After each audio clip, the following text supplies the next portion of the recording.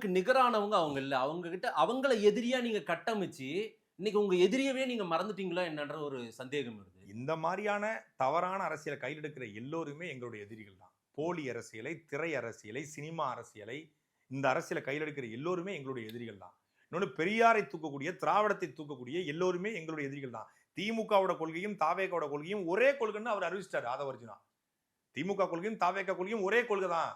திமுக அதை நடைமுறைப்படுத்தல, நாங்க நடைமுறைப்படுத்த போறோம்ன்றாரு. அப்ப எங்க கொள்கை எதிரியை பொறுத்தவரை எங்க 2 எங்களுக்கு 2 ஒண்ணு தான். நீங்க ஒரு காலகட்டத்துக்கு பிறகு மாறுனீங்கல்ல. திரு சீமான் அவர்கள் மாறினார்ல. இந்த கொள்கை எல்லாம் தப்பு. என்ன மாறினாரு? திராவிட மேடையில் பேசின திராவிடத்தை ஆதரிச்ச பெரியார் ஆதரிச்ச விட. எப்ப மாறினாரு? ஒரு கட்சி அதுபோல் விஜயும் மாறுவார். விஜயும் ஒரு நாள் மாறுவார். அது இதெல்லாம் தொடங்கின பிறகு சீமான மாறினாங்களா? கட்சி தொடங்குறதுக்கு முன்னாடி அவர் திராவிட மேடையில பேசினாரு, பெரியாரிய மேடையில பேசினாரு, இதே கடவுள் மறுப்பு பேசினாரு. கட்சி தொடங்கிய பிறகு அவர் நேரடியாக திராவிடத்தை எதிர்க்க ஆரம்பிச்சார். பெரியாரே எங்கள் வழிகாட்டின்னு சொன்னாரு. பெரியாரும் ஒரு வழிகாட்டின்னு சொன்னாரு. இல்லங்க, பெரியார் தமிழை சனியன்னு அன்னைக்கும் சொன்னாரு. இன்னைக்கு எங்க அண்ணன் சீமான் பெரியாரை எதிர்க்கும் போதும் அதே ஸ்டேட்மெண்ட் எதுவும் மாறல. அன்னைக்கும் பெரியார் இல்ல, இன்னைக்கும் பெரியார். பெரியாரை நாங்க ஒரு வழிகாட்டியா இருக்கிறோம் அப்படிங்கிறத நாம் தமிழ்ச்சி தொடங்கிய பிறகு சொன்ன செய்தி. ஆனா தொடர்ச்சியா பெரியாரிஸ்டுகள் பெரியாரை பெரிய பிம்பமா காட்டி கொண்டு போக மற்ற தமிழ் தலைவர்களை புறங்கடிக்கும் போது அந்த பிம்பத்தை உடைக்க வேண்டிய தேவை எங்களுக்கு வருது. ஒரு வரலாற்று தேவை காலம் உருவாக்குது. நீங்க சாதிகள் இல்லேடி பாப்பான்னு பாடிய பாரதிய பாப்பான் அப்படின்னு சொல்லிட்டு தன் சாகும் நொடி வரைக்கும் சாதி பார்த்து பழகிய ஒருத்தர் பெரியார்.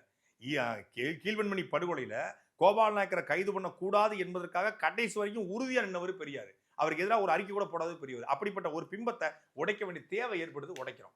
புரியுதா உங்களுக்கு? காலம் நகர்த்துது. இல்லைங்க, அவரே முழுமையான அரசியலுக்கு தினந்தோறும் முகத்தை காட்டல, தினந்தோறும் பேசல. வார இறுதி நாட்கள்ல தான் வராரு. அதையும் நீங்க விமர்சனத்தில் ஹாலிடே பாலிடிக்ஸ் இல்ல, நீங்க வொர்க் ஃப்ரம் ஹோம் விளம்பரம் கொடுக்குறீங்க. இன்னும் அதிக விளம்பரம், வாரம் பூரா விளம்பரம் கொடுக்குறாரு திரு சாட்டை துரைமுருகன். சனிக்கிழமை அவர் உட்கார்ந்து கட்டினாரு, ஞாயிற்றுக்கிழமை அண்ணன் போட்டு 2 பொளந்துட்டாரு. அவ்வளவுதான்.